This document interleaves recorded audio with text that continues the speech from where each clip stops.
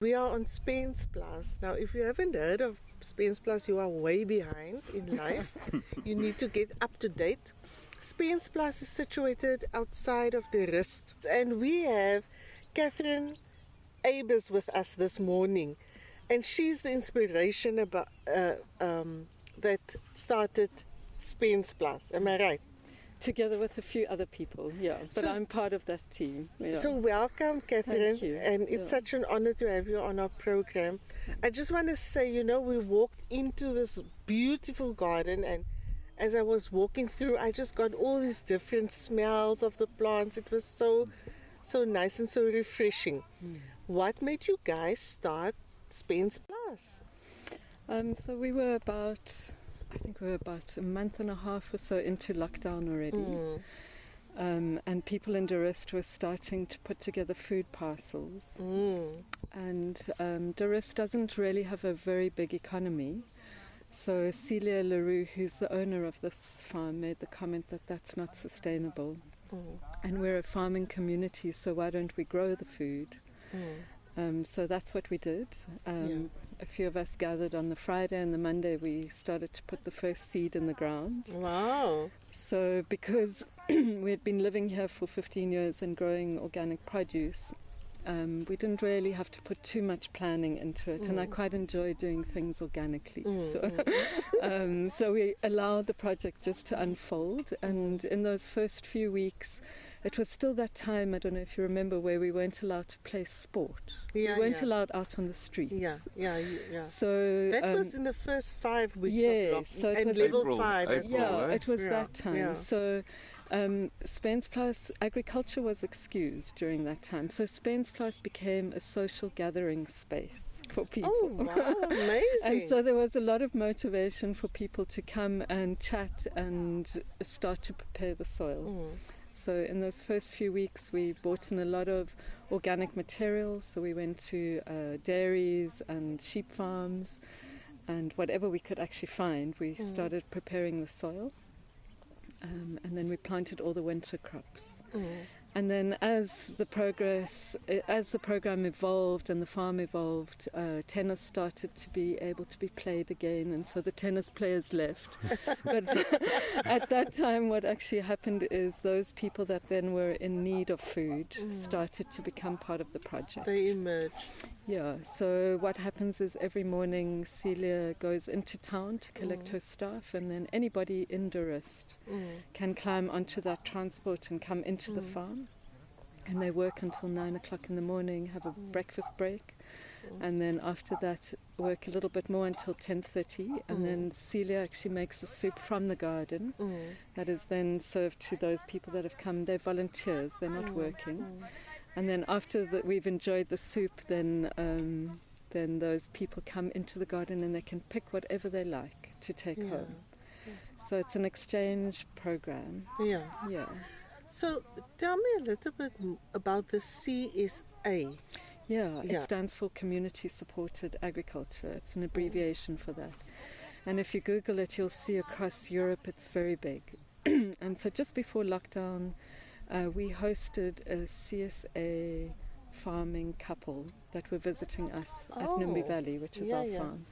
And they told us how the two of them, together with another couple, and they use volunteers. There's an organization called Workaway, and they use volunteers. So the 6 of these people run a CSA farm just outside of Antwerp, and they feed 150 families from that. And the reason why 6 people are only needed to do that is because what happens with CSA farmers is the members come to the farm and they pick their produce themselves. So when a farmer is growing a crop, say they decide to grow broccoli, 5% of the time is spent planting and caring for that produce. But probably, I would guesstimate, 90 to 95% of the time is involved with picking the produce, transporting it to a packing shed, packing it, and then getting it from the packing shed out into a supermarket. Well, it goes to a warehouse, and then that is redistributed again. And then there's a lot of the marketing and the admin that goes with it. So with the community-supported agriculture system, all of that falls away. So the only thing you're doing is you're planting and caring for the plants. And what it also means is that there's no pollution created. So we don't use any packaging. When a CSA member comes to the garden, like Joel did this morning, he will come with a basket and a knife, and he's cutting whatever he wants and using it directly in his home. He's also not picking things that he won't use. So if he only wants 2 zucchinis for his dish, he only takes or picks 2 zucchinis, whereas in a shop you're often forced to buy in a punnet. And then there's often a lot of food wastage that's happening. So it's such a clever system. And we can monitor over-picking of certain veggies. If there's very few of a certain type of veggie, say the corn has come into season, and everyone loves corn, then we just put a label up, please do not pick too many. So they also can use color coding to say what there is a lot of or not. Yeah, so it's all in all, for me, it seems like the way forward. So the farmer, usually in Europe, the way they work it is in the beginning of the year they pay an annual membership. And so then the farmer has the income that they can then use to buy seed or to prepare the land, etc. But what we did in Durrës, because we didn't really need that income, because the irrigation was in place and we have seed that we've been collecting. We got a few donations of seed. So we didn't need that initial income input.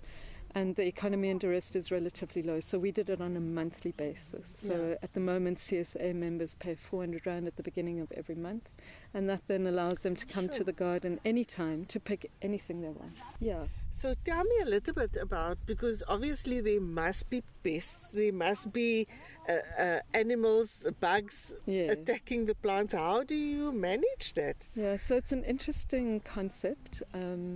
And basically what we're working with, if you look at what's happening in the garden, is we're working with the concept of diversity. So in any situation, diversity offers resilience. And how it works in the garden is that because we grow at least at any one time we're growing about 20 different crops. So we may have blue beans, fennel, onions, cabbages, broccoli, leeks, spinach, cabbages, just in this little space. But what's happening on the whole hectare is incredible diversity. So if it happens, like say at the moment we do have an issue with our pumpkin fly on the zucchinis, then we're not able to harvest zucchinis at the moment, but we have at least 15 to 20 different other crops. So we don't need to worry about that because we still have food security. And what would happen to a conventional farm is, say they've planted a whole hectare of zucchinis and then a pumpkin fly starts to affect it. They have no other choice than to spray for it because their income is reliant on that. So as soon as you start working with diversity, that need to use chemical interference falls away. And then we have incredible things happen. So when you allow nature just to play out, what will happen is, say we do get aphids on the broccoli for a while, and when you give it 2 or 3 days, so some of the volunteers that work here, they'll say, look, we've got aphids, we must pull the plants out. And I say, no, wait. And then after 3 or 4 days, we start seeing ladybirds coming in. So the ladybird larvae feed on aphids. And you give them 2 or 3 days, and they've cleaned every single bush. Sure. So better than pesticides. Much better. So you just allow the natural systems to take place. So there's our role as farmers here are more as observers than as manipulators and controllers of the system. And when you allow that to happen, it's magic. Wow, so I like that concept. As farmers, you are observers more than manipulators. And you allow the system to take it to unfold. So when you walk in the mountains here around Durrës, you don't walk through the veld and you see sick and dying plants. You see them; they look well. So I've always had that question in my mind: how can that be?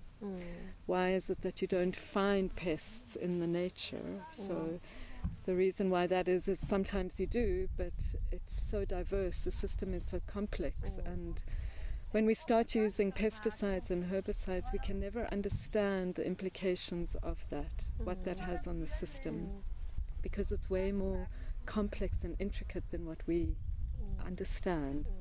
We like to think we understand it, but we don't really. And when you just let it go and you let it be like out in nature, you don't actually get those kind of infestations, because there's diversity, and the system is allowed to go through its cycles.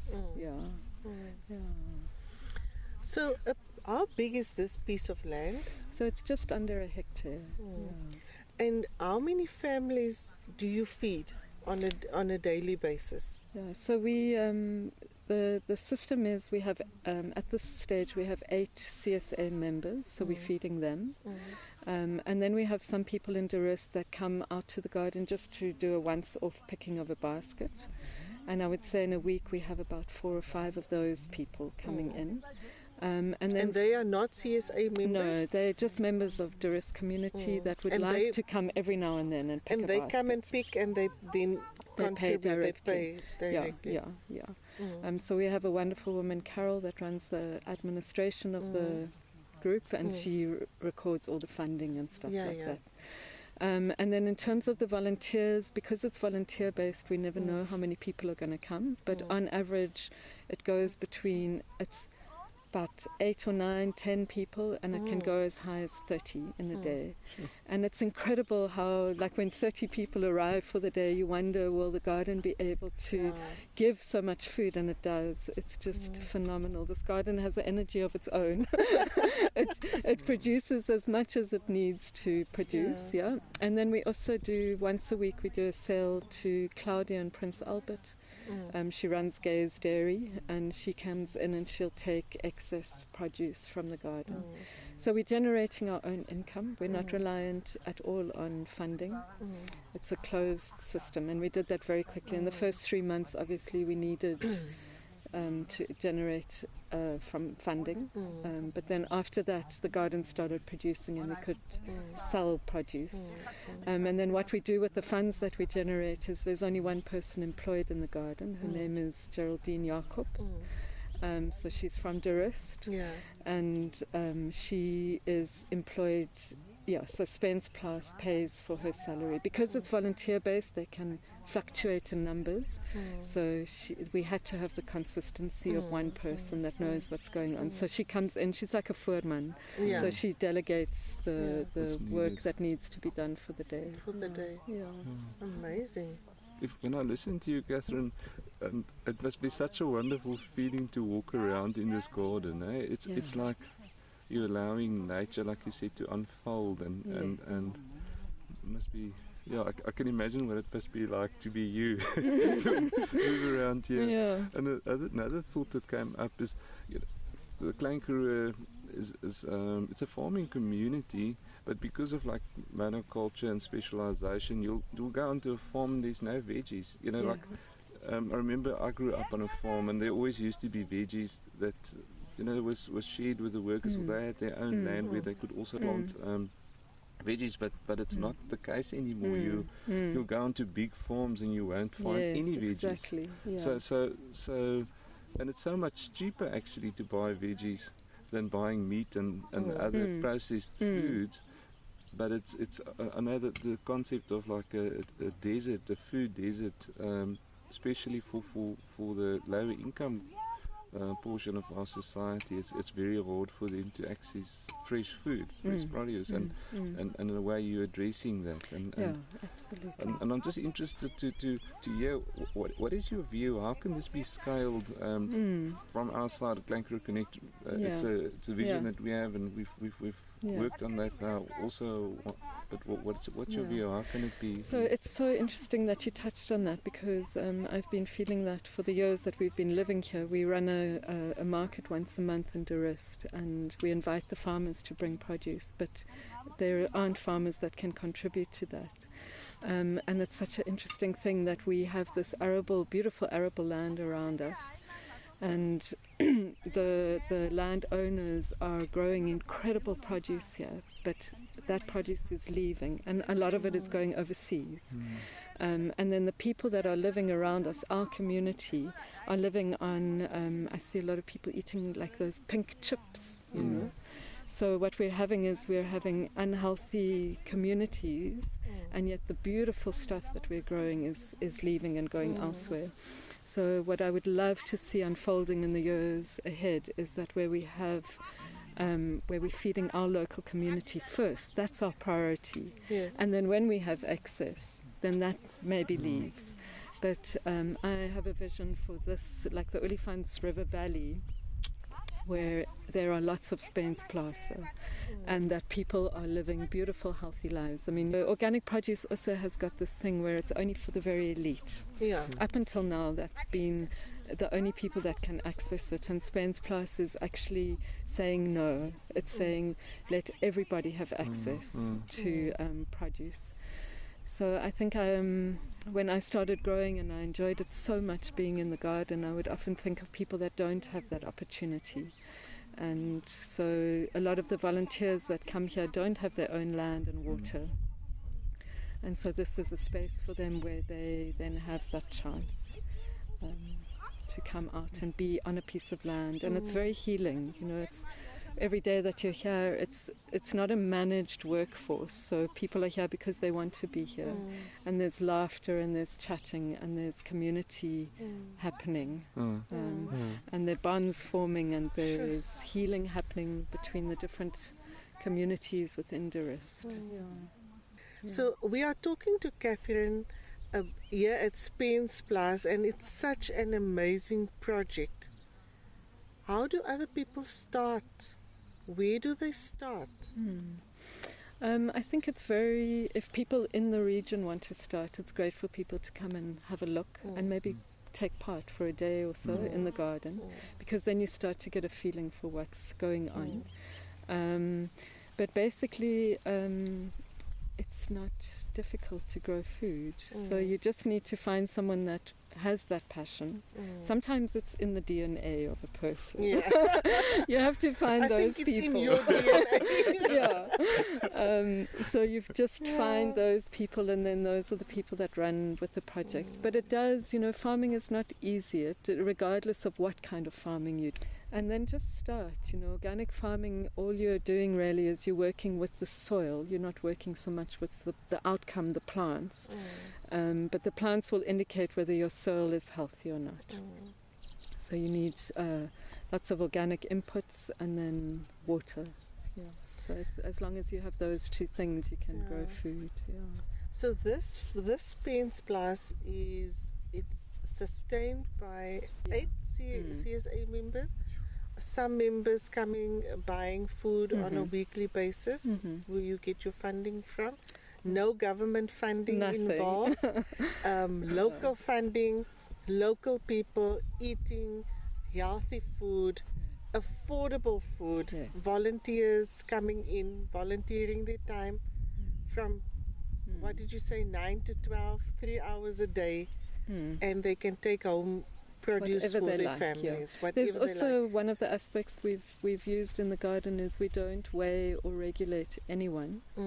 So people come, it's really it's self-regulation. So we find that happens if a volunteer or a member comes and takes too much, it's very quickly frowned on by the rest of the gardeners.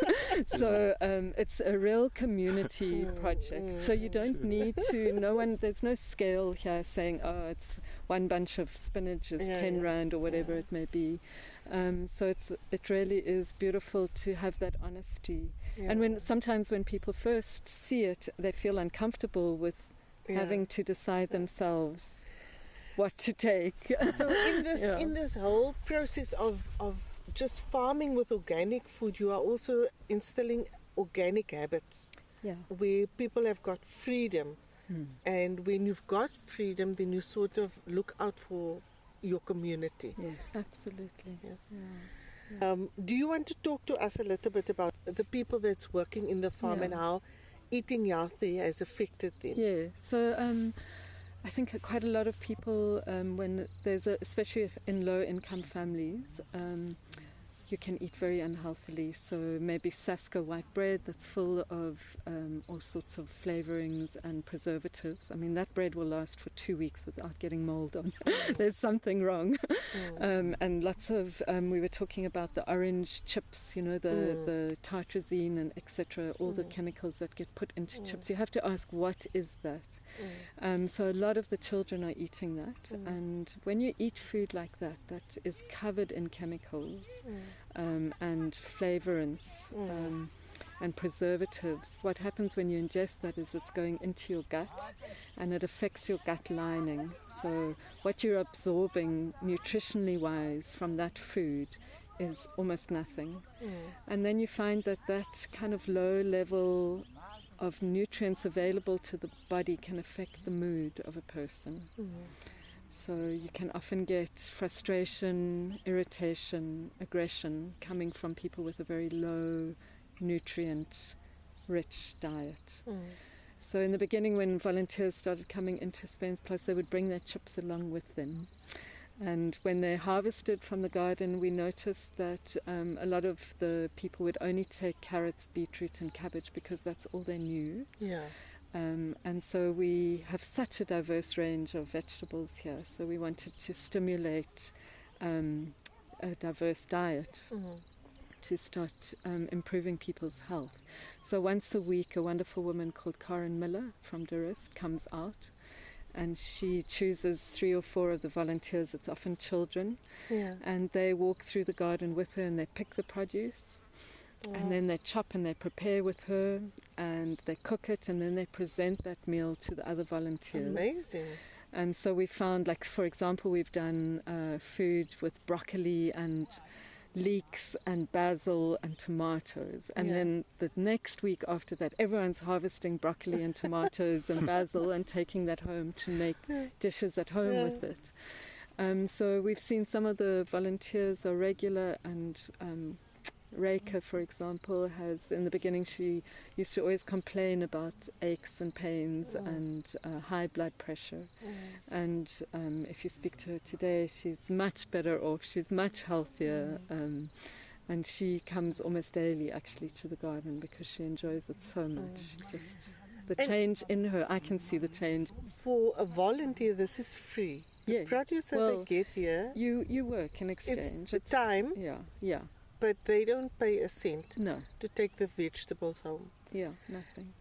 And tell me a little bit, we were talking about the kids that are involved here. Because obviously during lockdown, you were saying earlier that Spensplaas became the social hub. Because nobody could go outside, but they could come to Spensplaas.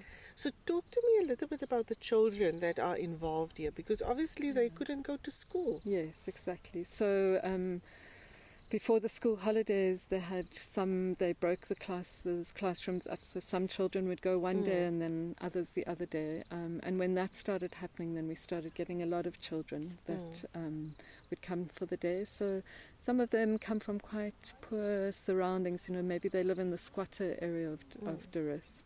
And it's very noisy and there's lots going on and there's rubbish flying around. So for these children to come to a beautiful farm like this, I mean, with the backdrop of the Swartberg Mountains, and it's a very calm energy and it's a friendly energy. So there's no one dictating what needs to be done. You know, everyone just contributes in whichever way they want to. And there are lots of relationships. There's lots of sharing of ideas.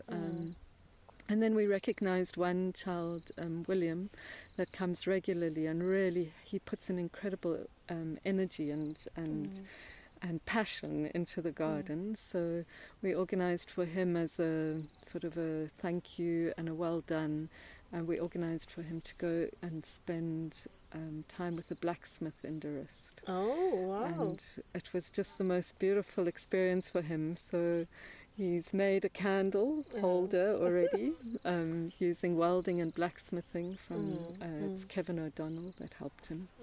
And we're hoping as the project continues that more and more opportunities like that will unfold with the people that do come and be part of it.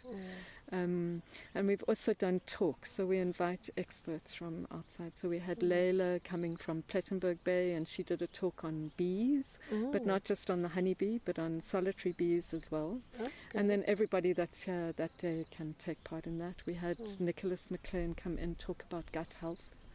And then the volunteers are part of it. And, the next day I asked some of the volunteers, what did you think? And they said to me, I'm never going to eat bread again. Because they understood then that their diet needs to be varied and full of vegetables for good health. So we're doing a lot of different things, not just growing vegetables. Yeah. Well, Catherine, I think that this is really a Eden of sorts, and that there's so much more that will grow from this garden.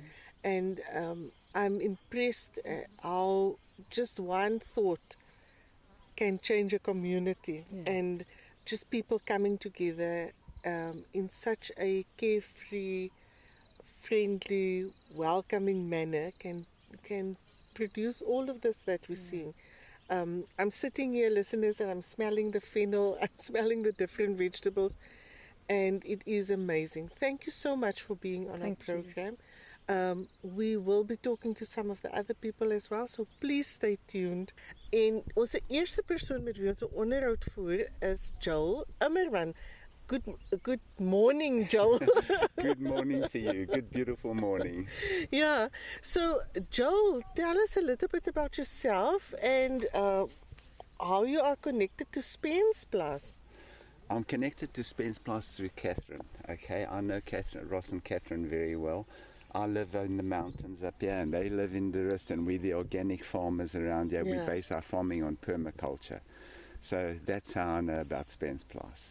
And what does it mean to farm organically? So it's growing vegetables and food and trees, whatever, farming without using pesticides, insecticides, fertilizers. So you make your own compost and all that, and everything is 100% organic. Our food today is contaminated. Fruit and vegetables, meat, dairy, whatever it is, it's contaminated because of the mass-produced and monocultures. And this permaculture is this type of thing, okay? So if you have a look around here, all this here is grown with love and care and with compost that we make ourselves. And that's the difference. There's no chemicals in this food. This has got nutrients, it's got vitamins, it's got proteins, and it's packed with it. Yeah. I remember I was here in July and you were busy putting the little plants in the soil. Yes. And I'm like blown away with what I'm seeing now. Look at all the beautiful, look at this leeks, look at this broccoli. Yo. Beautiful. Yeah, it's really incredible. So this is what I can come and pick. Okay. And this is organic. Totally organic. Have you been eating organic all your life? Or how did you become involved in organic? I was in refrigeration. Yeah. I better finish. That carrot is so delicious. When a carrot tastes like a carrot should again. You go buy carrot from supermarket. Got no taste. You make me list for the carrots as well now. You won't. So you say you were in refrigeration. Yeah, for many years. Yeah. And I saw how man interfered with food. I used to refrigerate chicken abattoirs, and that type of thing. And when man takes a chicken and puts it on a supermarket shelf in 6 weeks from the day it's hatched, you've got to start asking yourself questions. And I saw it. I saw it. Battery chickens, feed them growth hormones, antibiotics. And if you ingest that food, you're putting that in your system, finished and clear, and it's not healthy. My life changed when I was 38 years old. All my friends were saying, go and have a checkup, you know. Yeah. You should have a checkup at 38. But some people were dropping down dead from heart attacks and things like that. And I was super fit. And I went to the doctor and I had the checkup, and he told me I had high cholesterol, and I couldn't believe it because I've never been. This is how I've been all my life. Yeah, he said you can be that thin. He says you can still have high cholesterol. It coats the inside of you. Anyway, I walked out of his he said to me, "Do you eat red meat?" I said 3 times a day.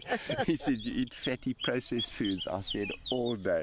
He said, "You eat chocolate?" I said, "A big slab in front of the TV every night." So he said, "Well, it's up to you, you know." And I walked out of his rooms that day and I started changing I used to go on to antibiotics 3 times a winter in Pretoria for postnasal drips and bronchial infections.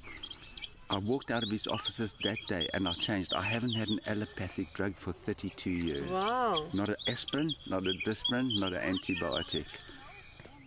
So I changed my whole way of eating. I stopped eating. I saw it as well with my own eyes in the refrigeration game, you know. And I changed my way of eating, and I've become more so in the last couple of years. Since I've been on the farm, actually, the last 12 years, 10 years. And I really, you know, I can't look back. I mean, my water's good, my water's alive, everything is great. My food is good. And I don't get sick. That's amazing. No, it's unbelievable.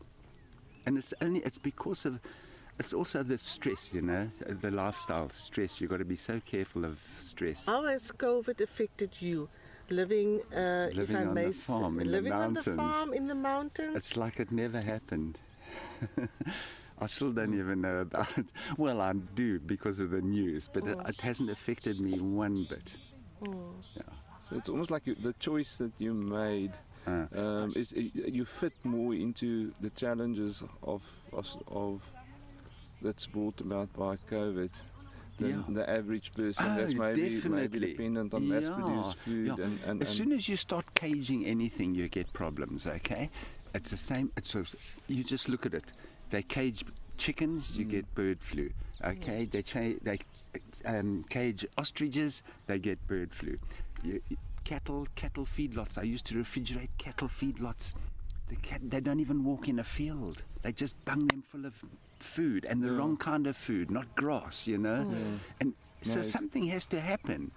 You know, you don't have to be a genius to work it out. It's just there in front of you.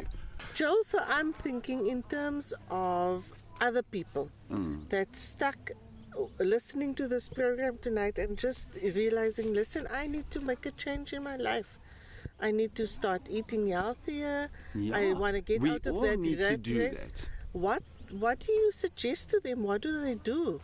Start growing your own vegetables at home. Start, even if you're in a townhouse or a flat. I mean, you can have a window box or something, and you can put herbs in there. No, make a start. Make a start, and then at least if you make the start, I started slowly as well. It wasn't a change automatically that I just walked out of his room. I changed my diet drastically, but not drastically enough. But I felt the benefits immediately. It was unbelievable. Look, you got to detox. It's not easy to do this. You know, you got to have willpower to do it. Yeah. You got to. What I'm saying is, you must eat well 80% of the time, and 20% you can binge. Okay. But most people are binging 80% of the time and eating well 20% of the time. Raw food is very important. I eat loads of raw food. The only meal I heat up is in the evening. I'll make some rice or organic rice and that type of thing, and butternuts and whatever. But otherwise, I eat raw. Eden FM listeners, we are talking to Joel Amerman here on the grounds of Spensplaas. It's actually in the morning. We are sitting amongst all the vegetables that they've grown here. And thank you, Joel, for speaking to us about organic food and about just making a change in your life and how you've made it, and that it can benefit us. So we are going to go to a music break for now, and when we come back, we're going to take our talk further.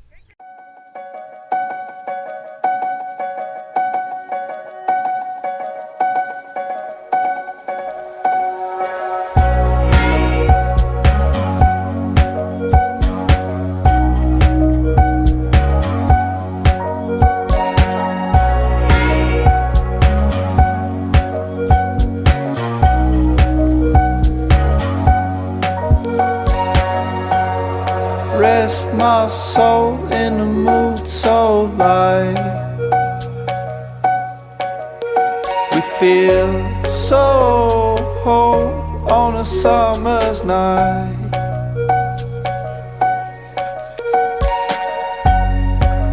And as changes come and go, we take step for step as we watch the sunset.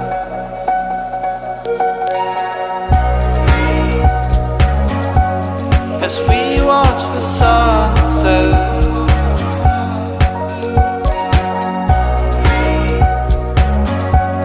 As we watch the sunset.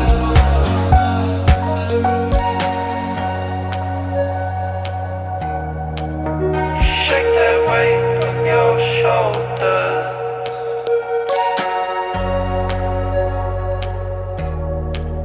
Shake that weight off your shoulders. Rest my soul in a mood so light.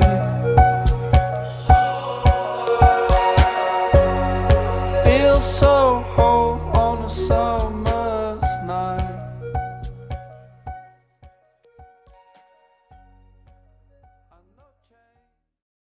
Eden FM luisteraars, ons is nou weer terug. Ons is nog steeds op Spensplaas en ons praat nou met Geraldine Jacobs.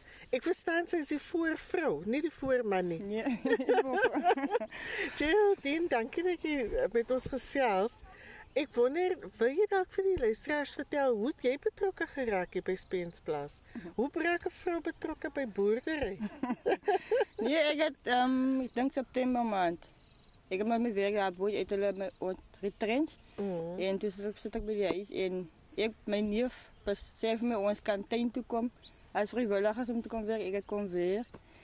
En ik het elke woensdag gekom saam met Dubs. En later toe het mijn neef bedank. En sy vraag toe vir my kyk vraag my een woensdag. Ek werk, was seker nog as jy nou werk kan goed. En ik zeg ja, ik zoek werk en ik zal het doen, want ik heb me nou al gezien hoe werk kon en ik kan niet en ik hou van groenten en planten en goed. En ik heb gezegd ja, ik is bereid. Toen begon ik die donderdag te werken. En wat is jouw duties? Wat moet jij doen hier op Spensplaas? Als ik aankom, dan zit ik die vrijwilligers aan die werk. Dan kijk ik daar bij die. Ons allemaal betekent vat ik 2 mensen en als ik doe bij scoortjes die ribatten, dan kijk ik eens stikte butternut en die onkruid eigenlijk uit en die geelblaren en die spinazies en goed, broccoli en er 2 blomzaadjes daarop af. En allerlei goed. En dan strek ik goed uit wat zaadjes, dan maak ik weer plek voor planten en goed. So, as ek reg verstaan, toe die pandemie begin, toe COVID begin, het jy jou werk verloor. Waar het jy voorheen gewerk? Op Kamanasi Bloed is 'n game reserve, is 'n wildplaas. Maar ik weet die wildgat zeker niet meer aan nie, als gevolg van die COVID bezig. Ik heb daar 8 jaar gewerkt en toen wanneer was hij? June maand. 2020, ja. Toen was het ons retrein, dat was 6 van ons. En toen zat ik zo 4 maanden bij deze en ik besloot maar om Spensplaas te komen. Maar ik zit daar nog maar bij deze. Hoe het jouw leven veranderd? Heeft het jouw leven veranderd? Dat heeft mijn leven veranderd. Ik heb bij je komen leren en hoe om gezonde groenten te eten goed. En dat maakt je goed voelt om groenten te eten. Ja. Zo, wat heb je voorheen gegeten? Oh, weet maar dat altijd, als mensen kennen het van groenten en goed, dan eet je zomaar niet al aan. Maar mensen wordt me nog zo goed gemaakt. Je ouders kennen me nog niet bij. Op jouw bord nou is like anders dan als een jaar terug geëet. Ja, en ik is wel liever groenslijkie. Oké. Kan je voel je is gezonder, Geraldine? Ja, ik voel beter. Hoe voel die gemeenskap van de rust oor Spensplaas as hulle nou praat van die plek? Wat sê hulle van die plek? Hulle gee ons eer vir ons groente en goed, maar min mense kom weer. Want baie van die groot mense sal kom weer, maar ons mense nou saam met die lorry en die opklim is nou moeilik vir hulle. Wow, okay. So hulle sou kom, maar hulle kan nie opklim nie. En die jong mense? Die jong mense kom. Die kinders is baie lief om tuin toe te kom. Is dit? En dan weet hulle wat om te pluk om huis toe te vat ook. Ja. Dis interessant. Ja, so ons praat vandag hier met Geraldine. Sy is die voorvrou hier op Spensplaas. En sy vertel ons dat haar lewe heeltemal verander van dat sy betrokke geraak het hier Baie dankie Geraldine. So, nou gaan ons 'n bietjie praat met William van der Rust. William is maar 12 jaar oud en ek verstaan hy's 'n baie harde werker hier in die tuin. William, hoe het jy betrokke geraak hier by Spensplaas? Ek het betrokke geraak by Spensplaas deur mense wat vir my gesê het, daar's geleenthede vir kinders om te kom leer vir hier in die tuin hoe jy kan werk en dinge doen, hoe dinge gedoen word. Dis hoe ek betrokke geraak het by Spensplaas. Wat lekker is vir my op Spensplaas is, jy kry 'n voorsmaakie van hoe om met in so tuin te werk. Dis meer as net 'n voorsmaakie, dis iets wat vir jou iets wil gee, dis amper soos iets wat vir jou vooruit gegee word. En dinge word heel wat anders gedoen as jy dit by die huis doen. En wat sou hy? Hier word dit geplant, gekweek, alle dinge. Dit word die goede raak gou ryby. Is dit die eerste keer wat jy so in die tuin werk? Of het jy al voorheen in die tuin gewerk? Ek het al voorheen by die tuin gewerk. Waar? Daar in de rust, by de rust laerskool, daar by die tuin. So jy geniet dit om hier tussen die plante te wees? Ja. Nou verstaan ek dat behalwe die plante wat jy hierso na kyk, daar's nog iets anders wat jy geleer het. Ja. Ek het geleer om vir ander kinders ook opportunity te gee om dinge te doen en om meer te leer oor sosiale wetenskappe en lewensiklike dinge. So jou maats, as jy terug aan die rus, dan vertel jy hulle hier van die tuin? Ja, asook ek wil van Vlakteplaas kinders, ek wil reël met die prinsipaal van Vlakteplaas om elke keer laat 10 kinders saam te kom tuin toe en te kom leer hoe dinge gedoen word. As jy vir jou maats vertel, wat leer jy hierso? Wat sê jy vir hulle? Dus ja, wil sê, nou, ek wil vir julle iets vertel, dus dit het julle al gehoor van Spensplaas. Julle kan search op Facebook, YouTube en social media daarso. Is meer interessante dinge oor Spensplaas. Jy kan sien wat ons daar doen en hoe dit gaan daar. En wat 'n wonderlike avonture hier is wat ons kan doen. Nice. Vertel my so 'n bietjie van, ek hoor jy het na blacksmith toe gegaan. Ja. Wil jy so 'n bietjie van dit vertel? Ja. So die donderdag voor ek blacksmithing gaan doen het ek vir my vertel, ja, ek was geselect om blacksmithing te gaan doen. En sy het gesê, daar is meer dinge wat ek kan uitvind, miskien kan ek gaan vir blacksmithing as ek groot is. Maar ek het eers gedink, nee, ek wil eers sien, sodat ek kan weet, ja, dis die moeite werd om dit te doen. Toe gaan ek maar die een dag en die ou se naam is Kevin. Ons het 9 uur begin, die ander kind was sy naam Oliver. En Kevin was 'n interessante man, om hele werkswinkel was vol tools. Hy kon gesien het 'n steenkool wat rond is. As hy die vuur begin opsteek en soos ons die vuur begin opsteek, het hy die pauke gebruik om meer rook te laat uitgaan. En toe het hy die yster ingedruk en toe het hy vir ons gesê ons begin kap om yster plat te kry. Toe ons weer begin kap, toe die yster bloedrooi. Toe ons weer begin kap en vanaf toe ons begin goed doen. En dis waarom ons ek 'n blake gemaak het. By die huis, as jy nog groente pluk hier by die huis, pluk jy wat jou ma sê, as jy nou van die huis afkom, en sê jou ma, William, asseblief vandag moet jy wortels saambring en tomaties, of pluk jy as jy sien, hier so sien ek is, wat is die, William? Dis die swartboon. Swartbone, ek het nog nooit swartbone geëet. Maar ek kom voor as blauwboon. Ja, so pluk jy blauwbone vir die huis? Ja. En dan vra jy maar, wat so goed kom jy hiermee aan? Dan sal ek ook verduidelik, dis die blauwboon. Hy kom voor in die tuin as die swartboon. En hoe maak jy hom gaar? Jy kook hom eers op, dan water jy hom af, dan gooi jy weer water in die pot en jy kook hom weer op en dan water jy hom weer af. Dan is hy gereed. So jy gaan leer jou ma by die huis hoe om met alle ander goeders kos te maak. Ja. Jy's 12 jaar oud, luister na hom. Hy leer al klaar die ander mense. So wat wil jy wees as jy groot is, wonder ek nie. Hy wil mense leer. As ek groot is, dan sal ek 'n prokureur wil wees, want ek wil veg vir ons menseregte, want elke mens het 'n mensreg. Ja. Eden FM luisteraars, ons sluit ons program vanaand af met William. William is maar 12 jaar oud, maar joh, hy het 'n karakter van 'n groot man. William, het was so lekker om met jou te gesels. Okay. En William, wat sê jy vir die jong mense? Ek wil sê vir die jong mense, moenie vassit in die huisie. Kom uit, kom na die vars lig toe en gaan met jou lewe voort. Dankie William. Doen julle self 'n guns en kom hier na Spensplaas toe.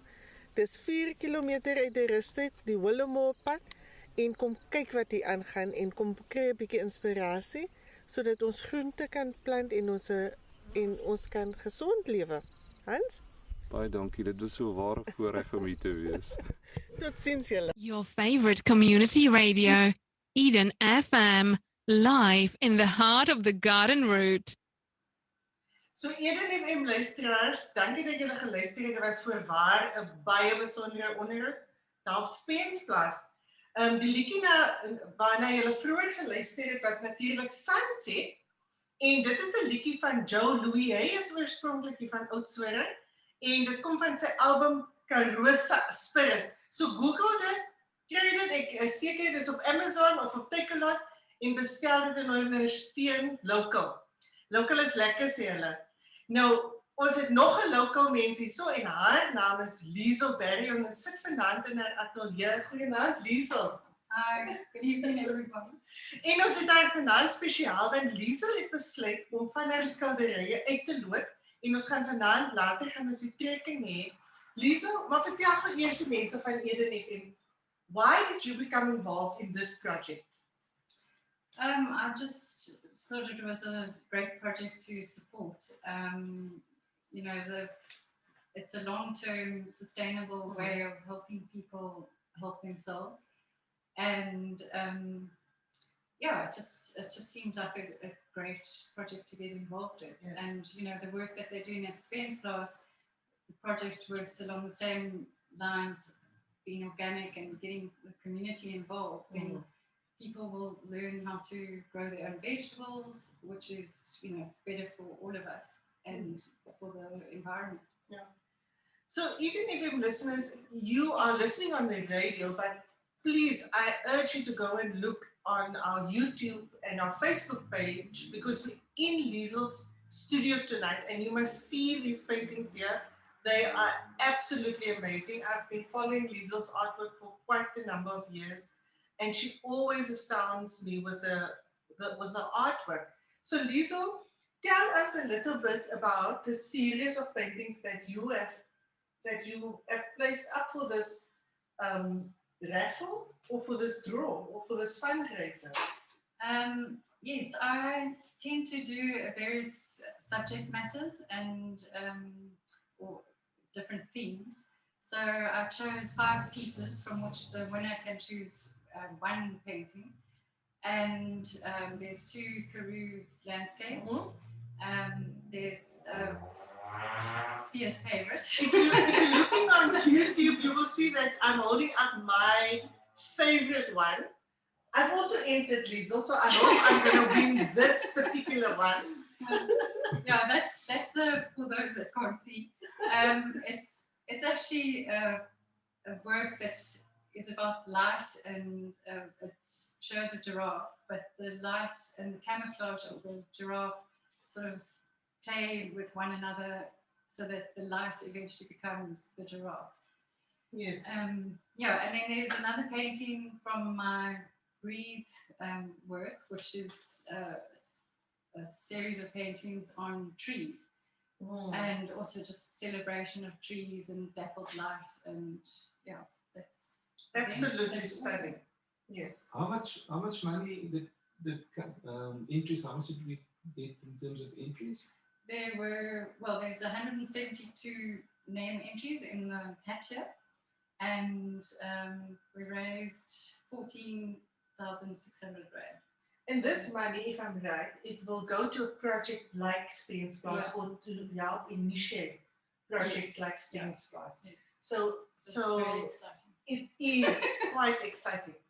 Should we proceed to the draw? I think it's time. I must tell the listeners that there are people from America that has entered. There are people that have entered up to 15 names. I hope I win.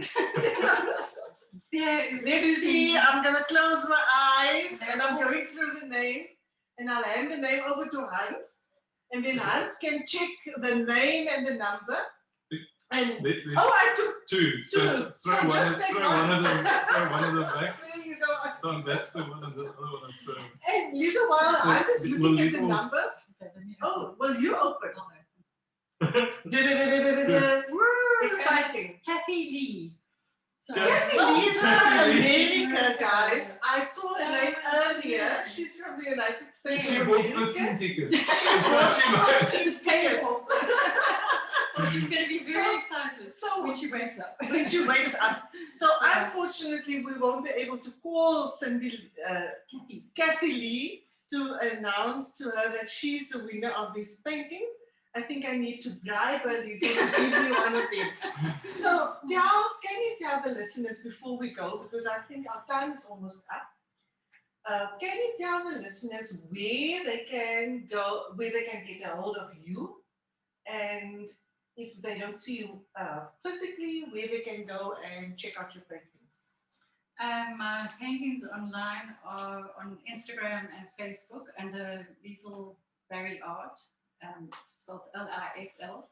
And I have a website, which is www.lieslbarry.co.za. Otherwise, my artwork is in my studio in Oakton, Nice and Fine Arts, Cape Palette in George, and Prince Albert Gallery in Prince Albert.